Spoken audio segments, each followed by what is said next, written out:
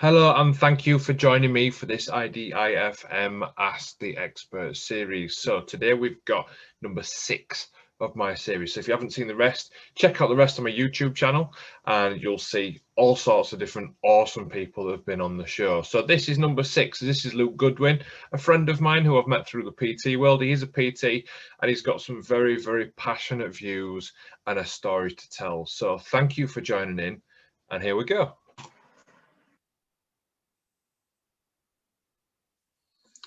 Hello, welcome back to interview number 6. I've got the pleasure of Mr. Luke Goodwin's company today, and we're going to talk about a few things fitness, including Luke's fitness, his fitness process, and how it's more about not just being in the gym, it's about how you can apply that in life as well. Luke, so you're a coach you're a personal trainer at Coach Gym in Leeds, aren't you? Always a bit of a mix up to say. Yeah. How are you doing today? You okay? Yeah. So tell me a little bit about, so we've just been talking before we came on, so tell me a little bit about you, how you got into fitness, because you've not been doing it too long, have you? No, I've actually only been a PT for 5 months. Maybe actually going into nearly 6 months now. So July last year I became PT. Fitness wise, I'd say seriously 7 years. When I say seriously, I'm on about like, a minimum of 4 workouts a week.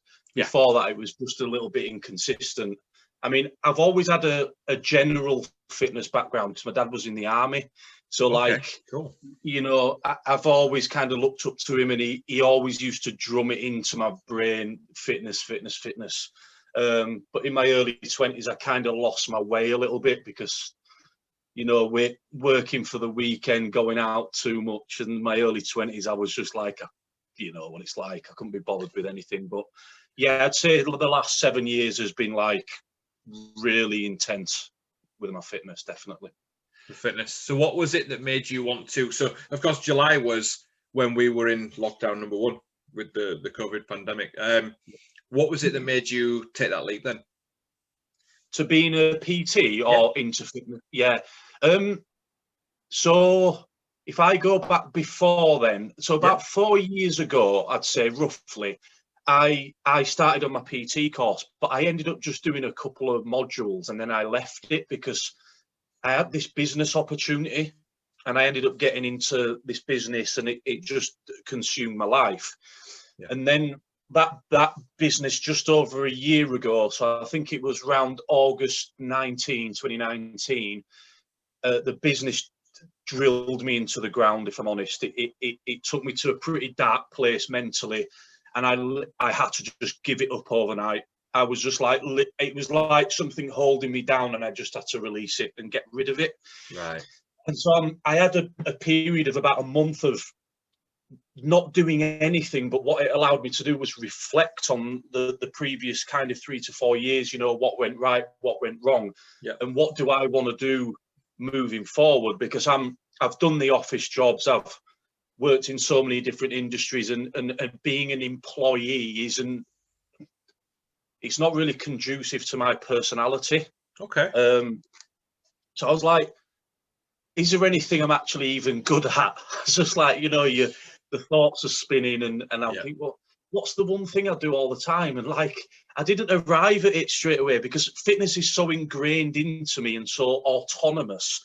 Like I just don't even function until I've worked out, even if it's just another feeling. For some people they class that as obsessive, but it's the same as like some people don't function without other things in their life. Do you get what I mean? So, I was like, what am I good at? What do I do every day? And I was like, okay, why don't I just start by picking my PT course back up and just seeing where it goes? I had no plans at that point.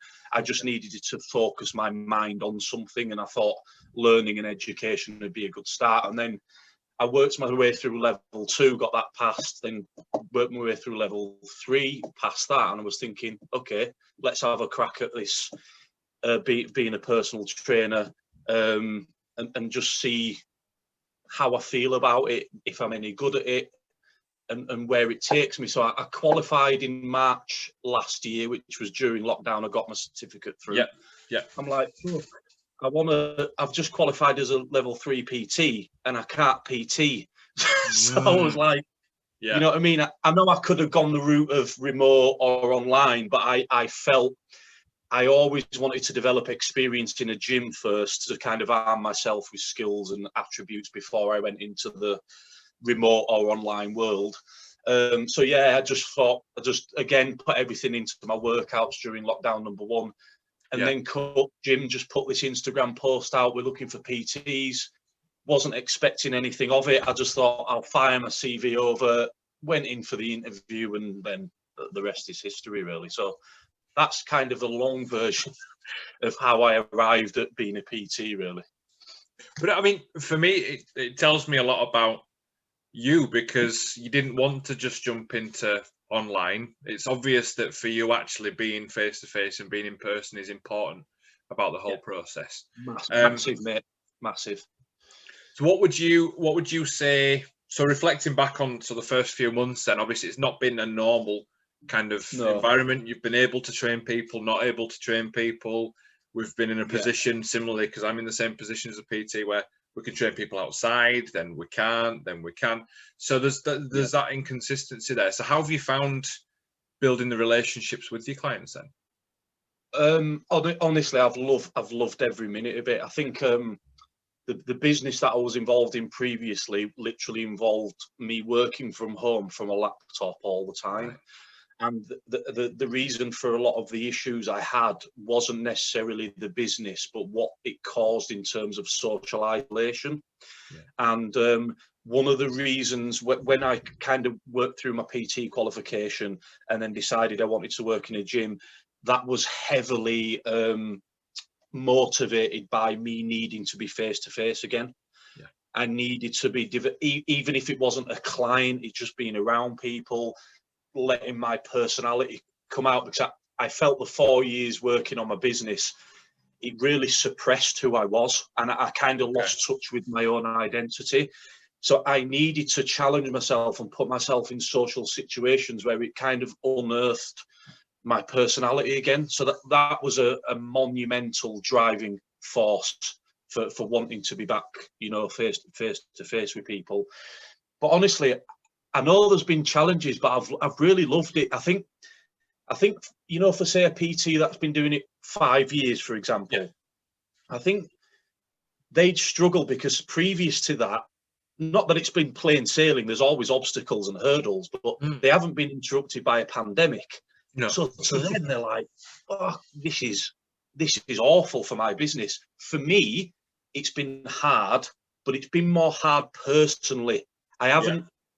I love challenges, and because I've been enjoying building a client base and building those relationships so much, I've tried not to let lockdowns and a pandemic affect that, if that makes sense. So I guess what I'm saying is my inexperience, or the short time I've been in the industry, has probably served me more than experienced PTs. I can definitely see that. I mean, I'll speak from my experience briefly, because I've been qualified now 4 years, so it's always been from a gym, or it's been, you know, mobile PT or whatever that looks like. And then I remember the first lockdown coming in, and it took me to a really dark place, because all of a sudden you've got facilities to use, and you've then gone to, well, you can't use anything. You've literally got to go online, and I'm not hugely receptive to online. I've got to really think it's a really, really different way of working. Now, I do some because you know, people need me to, and there's certain ways I can make it work, but it wasn't something that was natural to me, and I completely get what you're saying. So yeah, it was a massive struggle for me. And I think actually, not having that, I suppose, not having that long running experience of the industry, you've been able to, and I wouldn't lower the credit that you're giving yourself because you're saying it's down to an experience. I think there's a lot of strength in what you're saying, because you've been able to pivot and you've been able to adapt and change. And actually the message, I follow you on social media, on Instagram, the message that you've been putting out has always been the same. It's been consistent, but it's been honest as well. And I think that's a big thing as well. And we're going to talk, in a couple of minutes about, this is about you. And actually the whole thing that I do with IDIFM is you're doing it for you. And it's a very personal thing, just like you've identified that you needed to be around people, the social isolation of a lockdown, of changing and restricting what people can do. it has a massive effect. And even the most accomplished, even the most successful, the most confident person can get knocked off with such a big thing going on. So, you know, hats off to you for still being here, because actually the stats show, or I know the last time I looked, after 6 months, there's only maybe half of people that qualify as a PT still in the industry. It is one that is so in and out. It is crazy. And then after a year, it's another half have gone. So by the end of a year, you've got 1 out of 4 PTs are still working as a PT. Which is eye-opening, and it's completely crazy. But you can see why, because it is a constant. You've got to think about what you're doing, what messages you're putting out there, and if you're feeling bad, sometimes you can slip into a little bit of doubt on actually how can I help other people if I'm not feeling great. Whereas what we've both said before is it's that battle and that story that makes you powerful, and that's 100%. What we're telling other people, that we are just like you. And I want to show you the ways that I'm coping, and I want to know your ways, so we can work together and we can both grow. 100%. So rather than me waffling on and this being about me, I mean, we've got a lot in common, obviously, with our jobs and stuff. Like we talked about my fitness process. So what is it that you use the gym for, and how do you apply that with your clients? What's your big thing? What's your message you want to kind of get out? I am in terms of training style, I'm heavily focused on strength training. And how do I explain? This is really, really hard to communicate. I try to get my clients to focus half their workout on strength training and half of their workout on functional. Is a little bit of a broad term, but it's the closest way I can describe it. Trying to make the natural movements of your body more efficient and increasing your body's capability to do things. That's kind of a better way of putting it, really. So that's kind of how my sessions go. The strength side, I cannot convey enough how positive it feels to get stronger. Like, it's not the be all and end all, even if it's just a small part of your workout. There's something, it's almost like an innate survival thing. When the numbers start going up and the weights are getting heavy and you feel yourself getting stronger, in me, it feels like there's this primal side of me being kind of awakened, not to sound too spiritual with it, but there's something about grabbing hold of a bar, and, heavy is relative to the individual. It doesn't matter if it's 60 kilos or 260, but to your individual capacity, grabbing hold of a heavy bar, it awakens something primal and survival inside me that makes me feel confident and makes me feel positive and good and energetic. So that's why I always try and get people to at least focus some of their workout on strength training.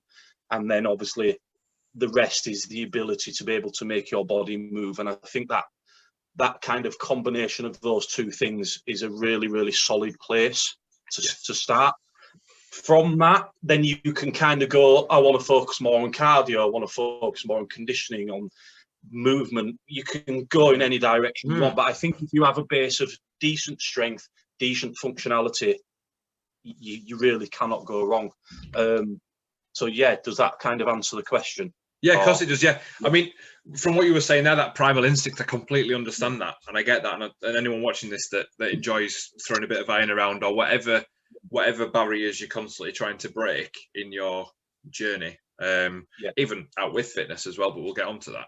I think there's a big sign for me at that point that goes, actually, you're increasing the amount of weight that you can control, and the fact that you are in control of that and you can beat that, you can do that task, you can press it, you can lift it, you can deadlift it, whatever you're doing.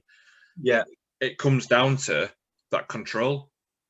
And again, that's something we've spoke about in lengths, because that control, there's nothing that gives us, in my opinion, more power and actually a settled mind when we feel like we're in control of something. Would you agree? Yeah.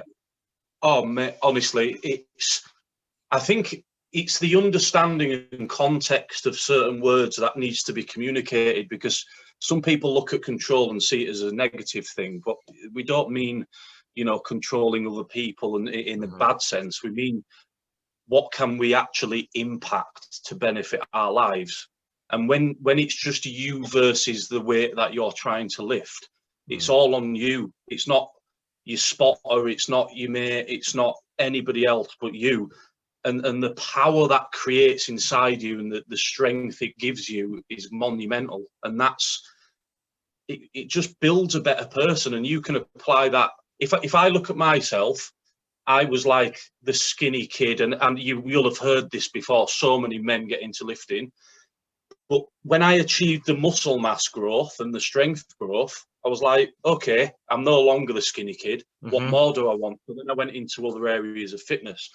But I cannot quantify the confidence it's given me and the transformation I've made in terms of my personality because of what I have learned through fitness. I honestly, I can't even put a price on that. And that's what I'm trying to instill, is it's not, of course, it is about the weight you're lifting, and it is about how you're moving and you know, how fast you can run or whatever fitness you're into.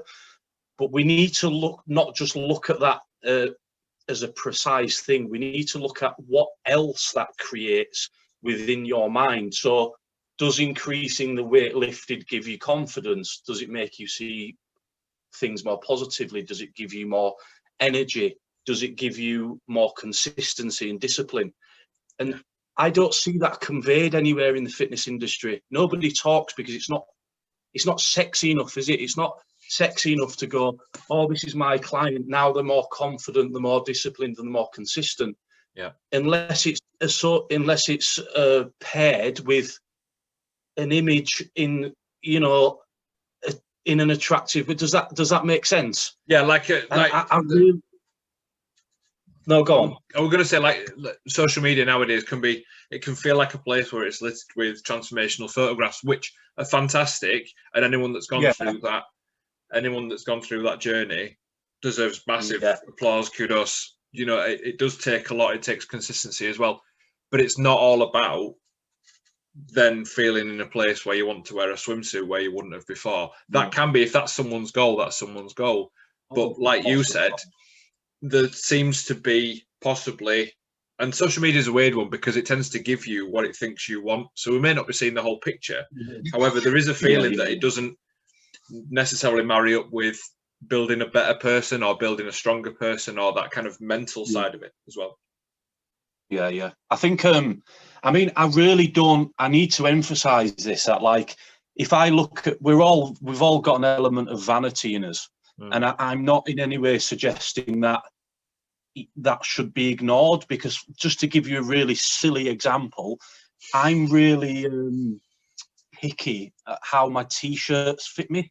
Yeah, it's just a weird, how clothes fit on my body, and I have to have a particular style of t-shirt because it makes me feel confident and it makes me feel like I look good in my eyes, and it just makes me feel happier. So there are definitely an elements of the visual side and the physical side of fitness within me. It's just where the energy is put into each of those areas in the fitness industry that I'd love to be able to address long term.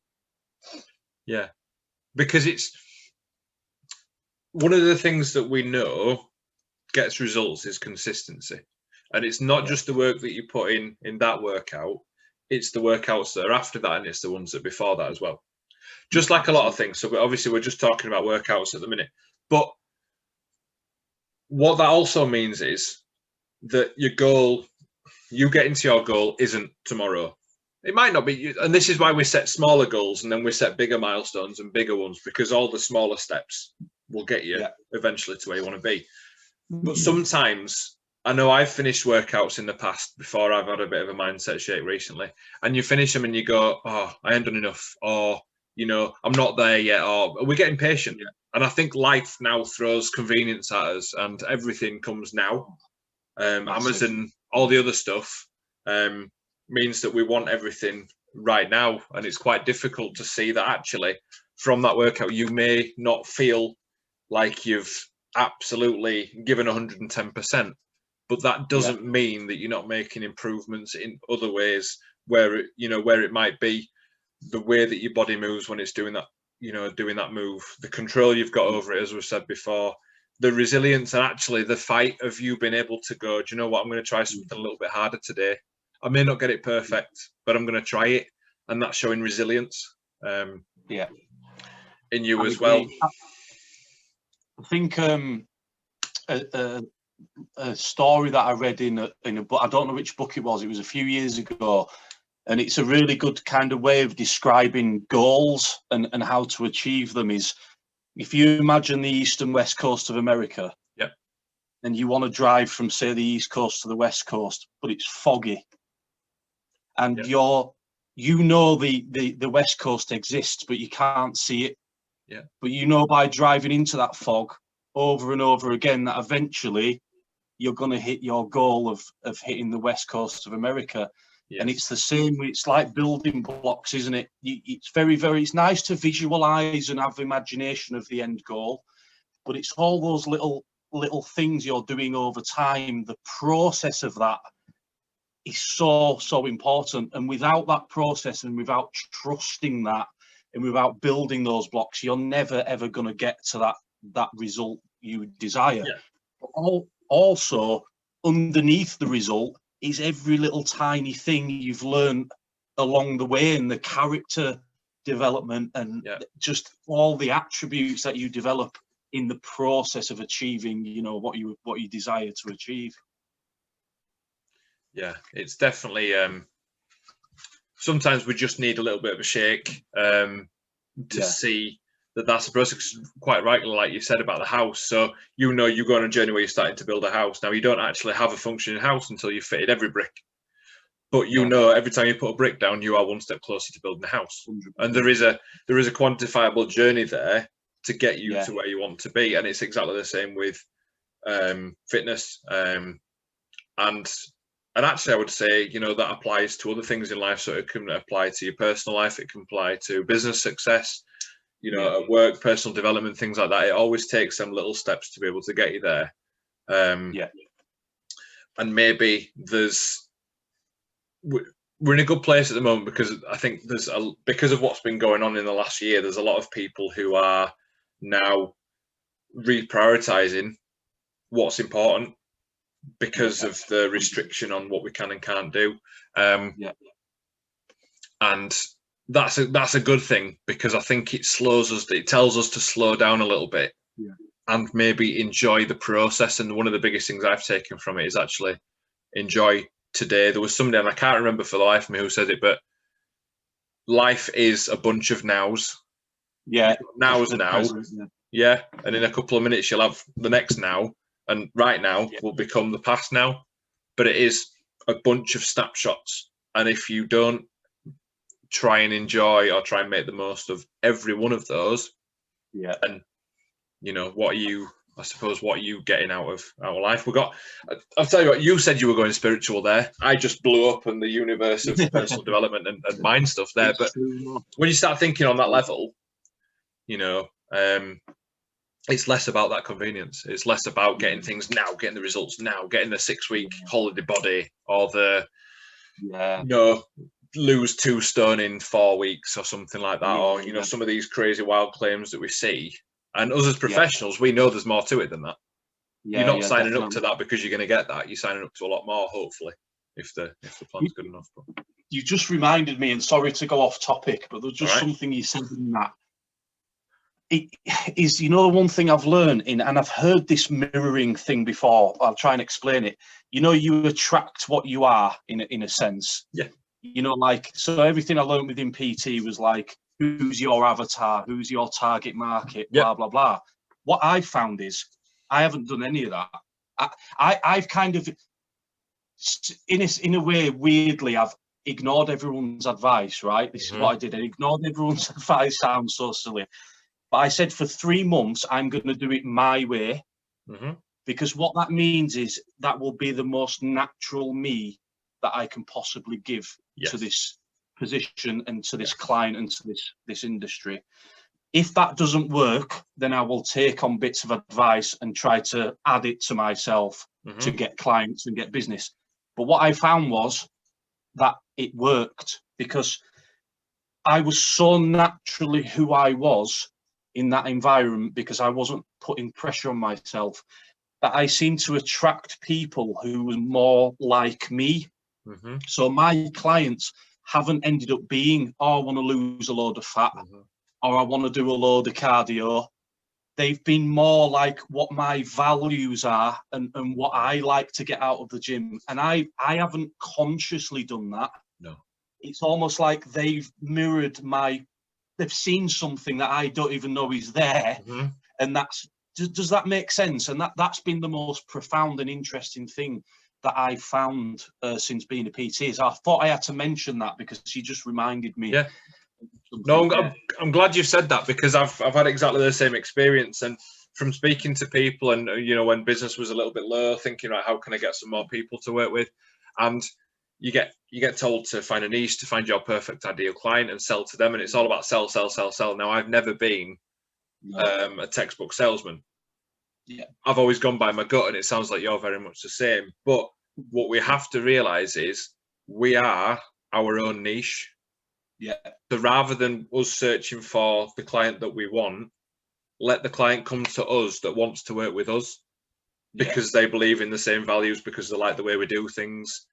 You get people, I've had people messaging me going, I'm interested in some personal training, I'm interested in finding out more. And you go, well, how have you heard of me? And they go, I've been following you for 6 months and you seem like a good guy. And it's like, that's crazy, because someone's just been sat there looking, interacting with your content that you're putting out, or just your thoughts.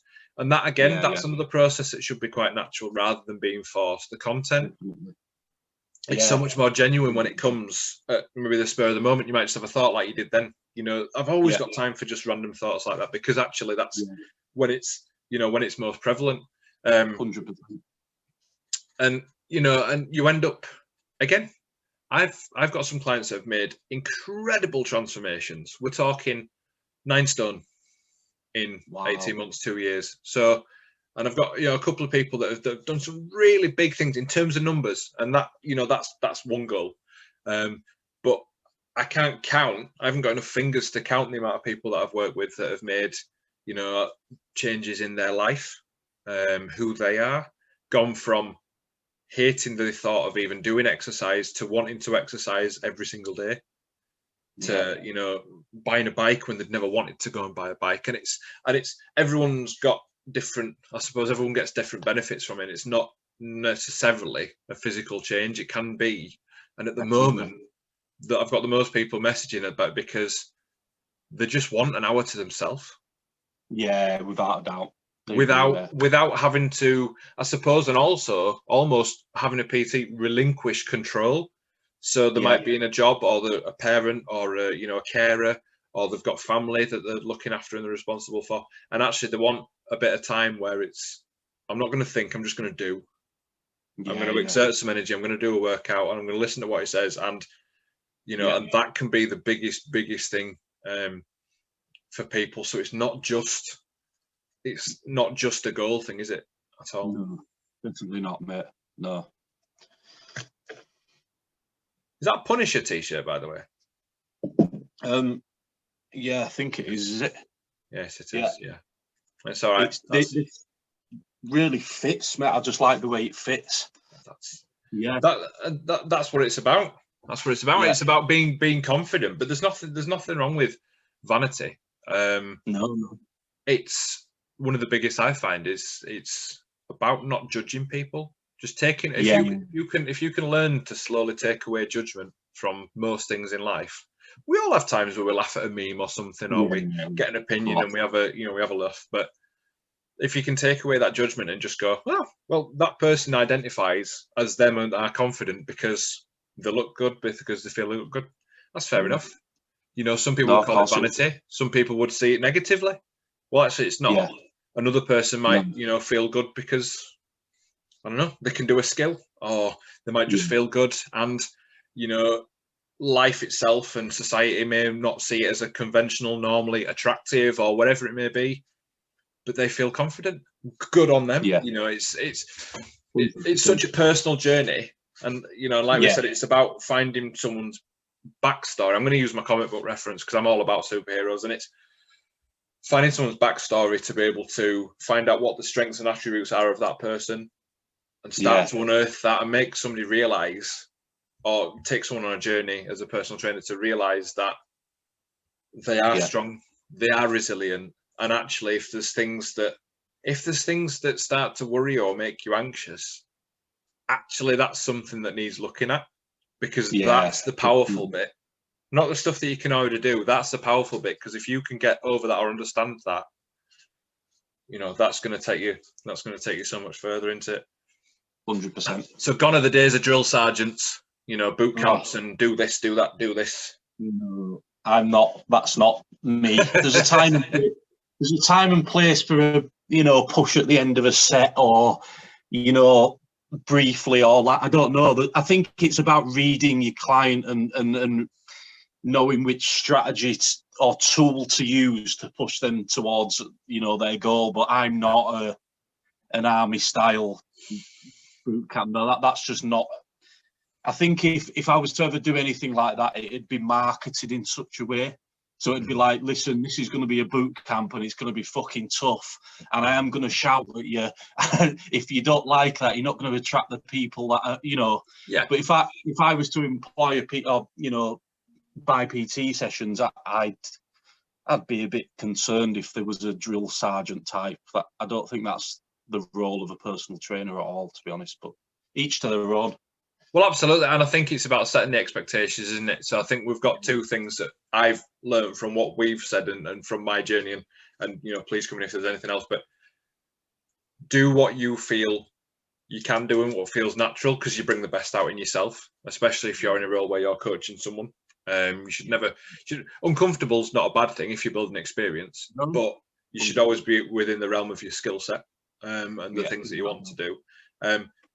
And actually just set the expectations. So make sure that somebody that's coming to you knows about you and about your style, so that actually getting the work done becomes a lot easier. There's less sticking points before then, isn't there?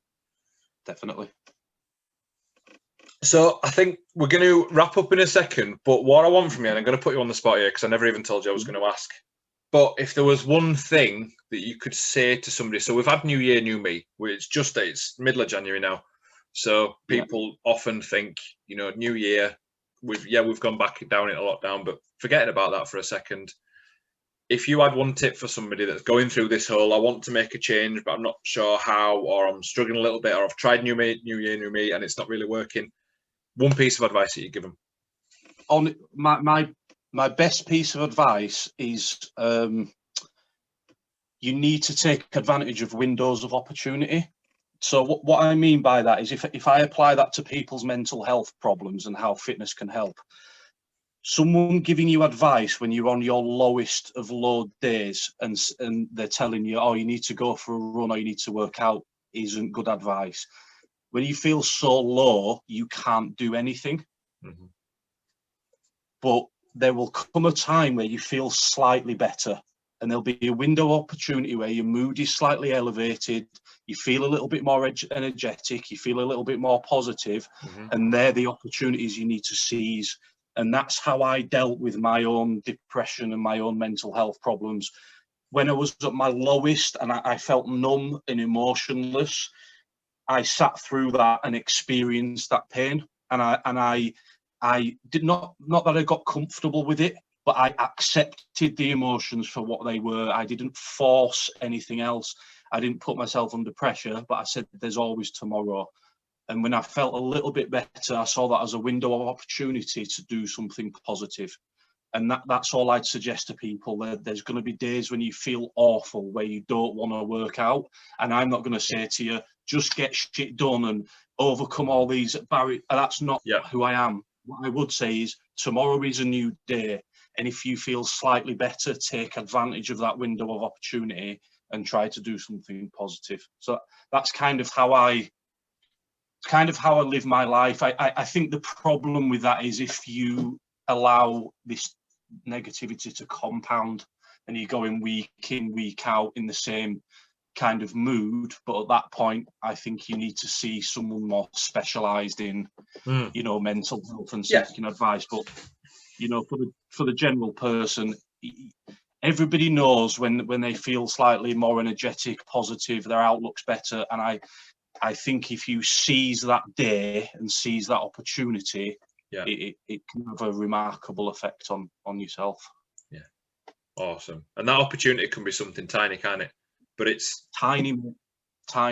Like we've said, it's that step, it's that first step, and getting that momentum to then be able to build onto other things. It is the momentum, because today I've had a really exceptional day, but that's been a result of tiny little decisions I've made because I'm in a positive frame of mind today.